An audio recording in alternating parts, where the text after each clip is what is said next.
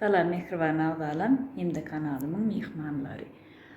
Arak videoda kıyakami bollum, koynuğum diktim. Yine in kutornuklu yağdayını size görkötüsüm geldi. Şular yağlı oldu. Ene.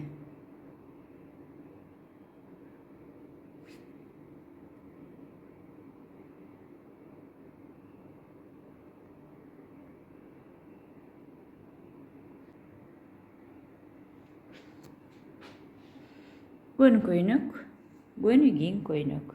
Yengem men goğurya 2 geçirler rizinka. Hakik daydalan koynuğu bollu.